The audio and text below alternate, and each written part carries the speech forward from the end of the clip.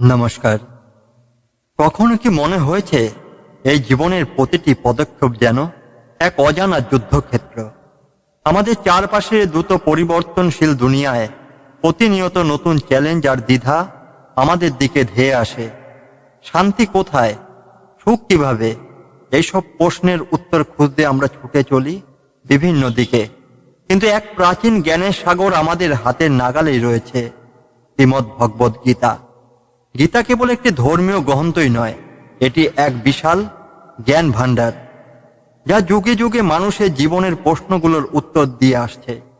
আমাদের ভেতরের অশান্তিকে শান্ত করতে, সঠিক পথে চলতে এবং এই জীবনকে আরো গভীরভাবে উপলব্ধি করতে গীতা আমাদের প্রতিটি শ্লোকে আলোকিত পথে নিয়ে যায়। আজকের এই ভিডিওতে আমরা গীতার প্রথম থেকে অষ্টাদশ অধ্যায় পর্যন্ত সবচেয়ে গুরুত্বপূর্ণ শ্লোকগুলো নিয়ে আলোচনা করব। প্রতিটি শ্লোকের অন্তর্নিহিত অর্থ এবং আমাদের জীবনে তার প্রয়োগ সম্পর্কে জানব। যদি আপনি খুঁজছেন জীবনের সত্যিকার উদ্দেশ্য, মানসিক শান্তি বা দৈনন্দিন সমস্যার সমাধান, তাহলে এই ভিডিওটি হতে পারে আপনার জন্য এক অনন্য যাত্রা। আমাদের সঙ্গে এই আলোচনায় থাকুন এবং আসুন একসাথে অনুধাবন করি গীতার সেই শাশ্বত শিক্ষা, যা আমাদের জীবনকে এক নতুন দৃষ্টিভঙ্গিতে দেখতে শেখায়। শুরু করছি ভগবদ গীতার অষ্টম অধ্যায়ের প্রথম শ্লোক। অর্জুন বললেন, হে পুরুষোত্তম, শ্রেষ্ঠ পুরুষকে বলছেন, ব্রহ্ম কি, আধ্যাত্ম কি, কর্ম কি, অধিভূত কি এবং অধিদৈব কি? এই শ্লোকে অর্জুন পরমাত্মার প্রকৃতি সম্পর্কে জানতে চাইছেন। তিনি কৌতূহল প্রকাশ করছেন ব্রহ্ম আধ্যাত্ম ব্রহ্ম আধ্যাত্ম আত্মা সম্পর্কিত জ্ঞান, কর্ম প্রকৃতির কার্যকলাপ, অধিভূত পঞ্চভূত এবং অধিদৈব দেবতাদের ক্ষমতা বিষয়ে যা পরমাত্মার বিস্তৃত দিক। এই প্রশ্নগুলি তার মনে সেই সব জ্ঞানের প্রতি আকর্ষণ এবং সত্যকে জানার ইচ্ছা দেখায়। হে মধুসূদন, দেহের মধ্যে অধিযজ্ঞ কি, নিয়তাত্মা সৎ ব্যক্তি কিভাবে মৃত্যুর সময়ে তোমাকে জানতে পারে? এই শ্লোকে অর্জুন অধিযজ্ঞ সম্পর্কে জানতে চাইছেন, যা দেহের মধ্যে অবস্থিত ব্রহ্ম জ্ঞান। এছাড়াও তিনি জানতে চান মৃত্যুর মুহূর্তে স্থিতপ্রজ্ঞ আত্মনিয়ন্ত্রিত ব্যক্তি কিভাবে ঈশ্বরকে স্মরণ করতে পারেন। অর্জুনের এই প্রশ্নে স্পষ্ট যে তিনি আধ্যাত্মিকতা এবং পরমাত্মার অভিজ্ঞতাকে পুরোপুরি বুঝতে চান। অক্ষর ব্রহ্মকে বলা হয় স্বভাব, জীবের অন্তস্থ ক্ষমতা। অধ্যাত্ম এবং সৃষ্টিকে আনার কার্যক্রমকেই কর্ম বলা হয়। এই শ্লোকে ভগবান কৃষ্ণ বলছেন, ব্রহ্ম হলো চিরস্থায়ী সত্তা, যা পরিবর্তিত হয় না। অধ্যাত্ম বলতে জীবাত্মার স্বাভাবিক গুণ বোঝায়, যা জীবনের মূল ভিত্তি। কর্ম হলো সেই সকল কার্যকলাপ যা ভৌতিক সৃষ্টি ও বিনাশের জন্য দায়ী। এভাবে কৃষ্ণ ব্রহ্ম, অধ্যাত্ম ও কর্মের প্রকৃত অর্থ স্পষ্ট করেন। অধিভূত হলো ঘর ভাব, পঞ্চভূত, এবং অধিদৈব হলো পুরুষ অর্থাৎ পরমাত্মা। আমি নিজেই অধিযজ্ঞ রূপে এই দেহে অধিষ্ঠিত। এই শ্লোকে ভগবান কৃষ্ণ বুঝিয়েছেন যে অধিভূত হলো ক্ষয়শীল সত্তা বা পঞ্চভূত এবং অধিদৈব হলো দেবতাদের মহিমা, যা ভগবানের এক প্রতিফলন। অধিযজ্ঞ বলতে সেই চেতনা বোঝায় যা ভগবান নিজেই অধিষ্ঠান করেন এবং জীবকে কর্মে অনুপ্রাণিত করেন। কৃষ্ণ এভাবে জীবাত্মা ও পরমাত্মার মধ্যকার সম্পর্ককে ব্যাখ্যা করছেন। যে ব্যক্তি মৃত্যুকালে আমাকে স্মরণ করে এই দেহ ত্যাগ করেন, সে আমার সত্তায় মিলিত হয়, এতে কোনো সন্দেহ নেই। এ শ্লোকে ভগবান কৃষ্ণ বলছেন, যে ব্যক্তি মৃত্যুর সময় ভগবানের চিন্তন করে দেহ ত্যাগ করেন, তিনি ঈশ্বরীয় অবস্থায় পৌঁছে যান। এর মাধ্যমে ভগবান তার প্রতি সর্বাত্মক আত্মসমর্পণের গুরুত্ব বুঝিয়েছেন, যা জীবকে পুনর্জন্ম চক্র থেকে মুক্তি দেয়। এইভাবেই আমরা এই শ্লোকগুলো অর্জুনের প্রশ্ন এবং ভগবান কৃষ্ণের উত্তর দিয়ে গঠিত, যেখানে আধ্যাত্মিক জীবন ও মৃত্যুর সময় পরমাত্মার প্রতি মনোযোগে গুরুত্ব ব্যাখ্যা করছি। হে কন্তেয়, যে ভাবনায় ব্যক্তি মৃত্যুকাল দেহ ত্যাগ করেন, সেই ভাবনা অনুযায়ী সে গতি লাভ করে।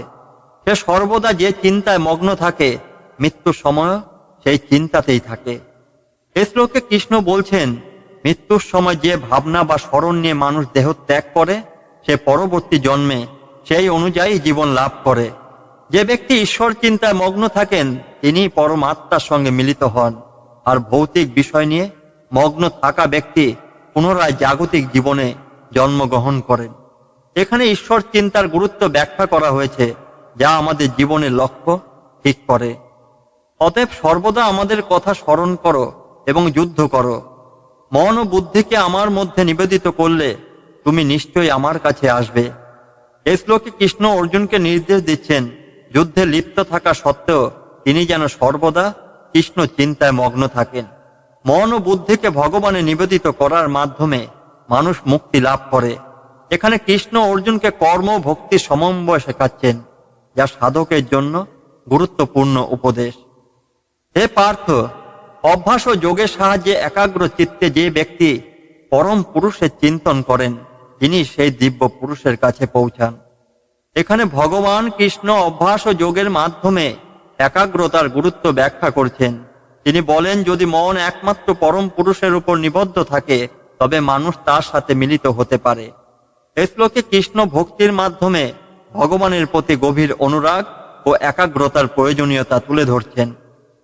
যে ব্যক্তি সেই কবি, পুরাতন শাসক, সূক্ষ্মের চেয়েও সূক্ষ্ম, সর্বসৃষ্টির ধারক, অচিন্তনীয় রূপ এবং অন্ধকারের ওপারে অবস্থিত সূর্যের মতো উজ্জ্বল পরম পুরুষের চিন্তন করেন। ভগবান কৃষ্ণ এখানে নিজেকে সর্বোচ্চ সত্তা, সৃষ্টি ও পরিচালনার ধারক হিসাবে উপস্থাপন করছেন। তিনি সূক্ষ্মাতি সূক্ষ্ম সকল কিছু ধারক ও উজ্জ্বলতম রূপ, যা সমস্ত অন্ধকার দূর করে। এই ধ্যান যোগে পরমাত্মার গুণাবলীকে উপলব্ধি করতে বলা হয়েছে, যা সৃষ্টিকর্তার প্রতি ভক্তিকে দৃঢ় করে। যে ব্যক্তি মৃত্যুর সময় একাগ্র চিত্তে ভক্তি ও যোগবল দ্বারা ভমধ্যে প্রণালীতে স্থান স্থাপন করে তিনি সেই দিব্য পরম পুরুষের কাছে পৌঁছান। এ শ্লোকে কৃষ্ণ ব্যাখ্যা করছেন যে মৃত্যুর সময় যারা একাগ্রতা, ভক্তি ও যোগের মাধ্যমে ভূমধ্য স্থানে মনকে স্থির করে পরম পুরুষকে চিন্তন করেন তারা তার সাথে মিলিত হন। এটি যোগ প্রক্রিয়ার মাধ্যমে পরমাত্মার সঙ্গে যুক্ত হওয়ার পদ্ধতি নির্দেশ করে, যা জীবাণুমুক্তি লাভের পথ থেকে হিসেব গণ্য হয়। যে ব্যক্তি মৃত্যুর সময় একাগ্র চিত্তে ভক্তি ও যোগবল দ্বারা ভমধ্যে প্রণালীতে প্রাণ স্থাপন করে তিনি সেই দিব্য পরম পুরুষের কাছে পৌঁছান। এ শ্লোকে কৃষ্ণ ব্যাখ্যা করছেন যে মৃত্যুর সময় যারা একাগ্রতা, ভক্তি ও যোগের মাধ্যমে ভূমধ্যে মনকে স্থির করে পরম পুরুষকে চিন্তন করেন তারা তার সাথে মিলিত হন। এটি যোগ প্রক্রিয়ার মাধ্যমে পরমাত্মার সঙ্গে যুক্ত হওয়ার পদ্ধতি নির্দেশ করেন, যা জীবন মুক্তি লাভের পথ হিসাবে গণ্য। যে অক্ষরকে বেদীগণ পরম সত্তা বলে থাকেন এবং যেটিতে প্রবেশ করতে ভগবত প্রেমীরা আসক্তিহীন হন এবং যার উপলব্ধির জন্য ব্রহ্মচর্য পালন করা হয়, সে সম্পর্কে সংক্ষেপে তোমাকে বলছি। এ শ্লোকে কৃষ্ণ অক্ষর ব্রহ্ম, অপরিবর্তনশীল পরমাত্মা সম্পর্কে বলছেন, যাকে অর্জনের জন্য নিষ্কাম নিবৃত্তিমূলক জীবনযাপন করতে হয়। বেদে এই অক্ষরকে পরম গন্তব্য বলা হয়েছে, যেখানে আসক্তিহীন ব্রহ্মচর্য পালনকারী সাধকগণ মিলিত হন। কৃষ্ণ অর্জুনকে সেই চিরস্থায়ী পরমাত্মার পথে নিয়ে যেতে প্রস্তুত করছেন, যিনি সমস্ত ইন্দ্রিয়কে নিয়ন্ত্রণ করে হৃদয় দেশে মন স্থাপন করেন এবং প্রয়াস করেন প্রাণকে মস্তিষ্ক স্থাপন করার। তিনি যোগের মাধ্যমে পরমাত্মার উপলব্ধি লাভ করেন। এ শ্লোকে কৃষ্ণ যোগের একটি বিশেষ প্রক্রিয়া সম্পর্কে বলছেন, যেখানে সাধক সমস্ত ইন্দ্রিয়কে সংযমিত করেন, মনকে হৃদয়ে স্থির করেন এবং প্রাণকে মস্তকে স্থাপন করেন। এটি যোগ ধারণা বা ধ্যানের একটি গভীর পর্যায়, যেখানে মনকে একাগ্র করে পরম সত্তার সঙ্গে মিলিত হওয়া যায়। যে ব্যক্তি ওং এই একাক্ষর ব্রহ্মকে উচ্চারণ করে আমাকে স্মরণ করে দেহ ত্যাগ করেন তিনি পরম গতি লাভ করেন। এ শ্লোকে কৃষ্ণ মৃত্যুর সময় ওং শব্দের গুরুত্ব বোঝাচ্ছেন। ওম শব্দ ব্রহ্মের প্রতীক, যা ব্রহ্মাণ্ডের মূল সত্তা। কেউ যদি মৃত্যুর সময় একাগ্র চিত্তে ওং শব্দের উচ্চারণ করে ভগবানকে স্মরণ করেন তাহলে সে মোক্ষ লাভ করে এবং পুনর্জন্ম থেকে মুক্তি পায়। হে পার্থ, যে ব্যক্তি অনন্য চিত্তে সর্বদা আমার স্মরণে থাকে তার জন্য আমি সুলভ, কারণ সে সর্বদা আমার সঙ্গে যুক্ত থাকে। এ শ্লোকে কৃষ্ণ সেই সাধকের জন্য তার সহজলভ্যতার কথা বলছেন, যারা একাগ্র চিত্তে সর্বদা তার চিন্তায় মগ্ন থাকেন। অনন্য চিত্তে ভগবানের প্রতি নিবেদিত সাধকরা তার সঙ্গে চিরস্থায়ী যোগে আবদ্ধ থাকেন, ফলে ভগবান তাদের জন্য সর্বদা উপস্থিত এবং তাদের কাছে সহজেই উপলব্ধ। মহাত্মারা যারা আমার কাছে পৌঁছায় তারা আর পুনর্জন্ম লাভ করে না, কারণ তারা দুঃখের সময় ও অস্থায়ী জগতে আর ফিরে আসে না। তারা পরম সিদ্ধি বা চূড়ান্ত মুক্তি লাভ করে।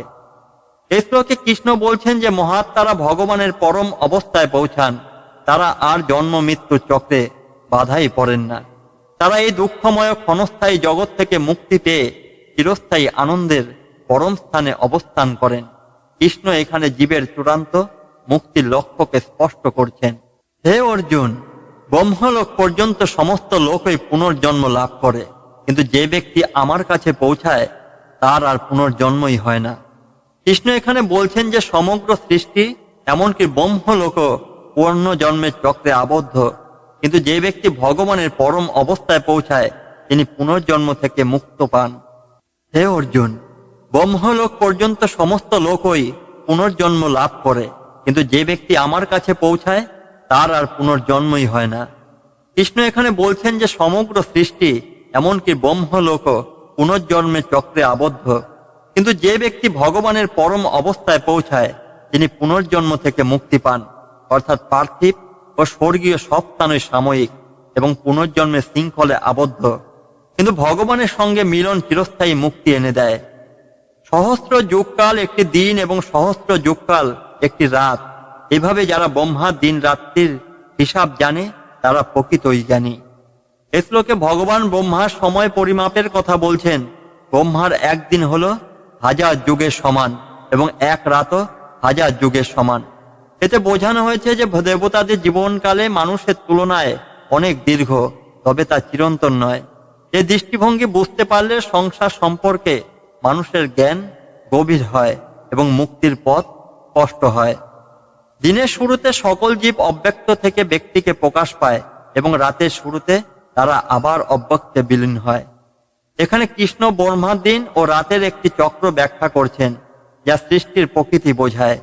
ব্রহ্মার দিনকালে সকল জীব প্রকৃতিতে প্রকাশিত হয় এবং রাতকালে আবার অব্যক্ত অবস্থায় বিলীন হয়। এই চক্র আমাদের জীবনের সাময়িকতা ও সৃষ্টির ধ্বংস চক্রকে স্মরণ করিয়ে দেয়। হে পার্থ, এই সমস্ত জীব পুনঃ সৃষ্টি হয় এবং প্রলয় সময়ে বিলীন হয় এবং ব্রহ্মার দিন এলে আবার তাদের সৃষ্টি হয়। এ শ্লোকে কৃষ্ণ বলছেন যে ব্রহ্মার দিন ও রাতে সমস্ত জীব পুনঃ সৃষ্টি ও বিলীন হয়। এটি মহা সৃষ্টির ধ্বংস চক্র, যা বোঝায় যে সমস্ত জীব ধ্বংস পরবর্তী প্রলয়ে অব্যক্ত অবস্থায় থাকে এবং পুনরায় ব্রহ্মার দিনে তাদের সৃষ্টি হয়। এই অব্যক্তের উপরে আরেকটি চিরস্থায়ী অব্যক্ত সত্তা আছে, যা সমস্ত জীবের ধ্বংসের পরও বিনষ্ট হয় না। এখানে কৃষ্ণ বলছেন যে সৃষ্টির পার্থিব স্তরের উপরে আরেকটি অব্যক্ত চিরস্থায়ী সত্তা আছে। এই অব্যক্ত সত্তা ধ্বংসশীল জগতের ওপরে বিদ্যমান এবং তা কখনো ধ্বংসই হয় না। এটি ব্রহ্মাণ্ডের মহাশক্তি, যা পরমাত্মার চিরন্তন উপস্থিতি নির্দেশ করে। যে অব্যক্তকে অক্ষর বা চিরস্থায়ী বলা হয়েছে তাকে পরম গতি হিসেবে বিবেচনা করা হয়, যেখানে পৌঁছে আর কেউ ফিরে আসে না। এটাই আমার পরম ধাম। এ শ্লোকে কৃষ্ণ তার পরম ধামের বা পরমাত্মার অবস্থানের কথা বলছেন। এই পরম ধাম হলো এক চিরন্তন অব্যক্ত স্থান, যেখানে পৌঁছানোর পর আর পুনর্জন্মের প্রয়োজন হয় না। এটি মুক্তি ও পরম শান্তি স্থান হিসাবে ব্যাখ্যা করা হয়েছে, যা জীবের চূড়ান্ত লক্ষ্য। হে পার্থ, সেই পরম পুরুষকে কেবলমাত্র অনন্য ভক্তির মাধ্যমেই লাভ করা যায়। সেই পরম পুরুষের মধ্যে সমস্ত প্রাণী অবস্থান করে এবং তিনি সর্বত্র পরিব্যাপ্ত। এই শ্লোকে ভগবান কৃষ্ণ বলছেন যে পরম পুরুষকে অর্জন করার একমাত্র উপায় হলো একনিষ্ঠ ভক্তি। পরম পুরুষের মধ্যে সমস্ত সৃষ্ট জীব অবস্থান করে এবং তিনি এই মহাবিশ্বে সর্বত্র বিরাজমান। এই উপলব্ধির মাধ্যমে সাধক পরম গতি লাভ করতে পারে। হে ভারতসর্ব, এখন আমি সেই কালের কথা বলছি যার মাধ্যমে যোগীরা মোক্ষ প্রাপ্ত হয় এবং আর কখনো ফিরে আসে না, আর অন্য সময় তারা পুনর্জন্ম লাভ করে। এই শ্লোকে কৃষ্ণ জন্ম মৃত্যু চক্র থেকে মুক্তি বা মোক্ষ অর্জনের সময় এবং অবস্থার কথা ব্যাখ্যা করছেন। বিশেষ কালের সময়কালে মৃত্যু বরণ করলে যোগীরা মুক্তি পায় এবং আর পুনর্জন্ম হয় না। এই বিষয়টি এক গোপন জ্ঞান যা যোগীদের মোক্ষের পথে সহায়ক। অগ্নি, জ্যোতি, দিন, শুক্লপক্ষ এবং উত্তরায়ণ এ সময় মৃত্যু বরণ করলে ব্রহ্মবিদগণ ব্রহ্মলোকে পৌঁছায়। কৃষ্ণ এই শ্লোকে সেই কালের কথা বলছেন যখন মৃত্যু বরণ করলে জীব মুক্তি লাভ করে এবং ব্রহ্মলোকে পৌঁছে যায়। এটি উত্তরায়ণ এবং অন্যান্য উজ্জ্বল সময়ের সঙ্গে সম্পর্কিত। ব্রহ্মবিদ বা জ্ঞানী ব্যক্তি এই সময় মৃত্যু বরণ করলে তারা চিরস্থায়ী মোক্ষ লাভ করেন। ধোয়া, রাত কৃষ্ণপক্ষ এবং দক্ষিণায়নের সময়ে মৃত্যু বরণ করলে যোগী চন্দ্রলোক প্রাপ্ত করে এবং পুনরায় জন্ম লাভ করে। এই শ্লোকে কৃষ্ণ বলছেন যে যে সময়ে মৃত্যু বরণ করলে জীব পুনর্জন্ম লাভ করে তা হলো দক্ষিণায়ন এবং কৃষ্ণপক্ষের সময়। এ সময় মৃত্যুবরণ করলে জীব চন্দ্রলোকে গমন করে কিন্তু পুনরায় জন্মগ্রহণ করে। এই চক্র সৃষ্টির ধর্ম এবং পুনর্জন্মের বিষয়টি তুলে ধরে।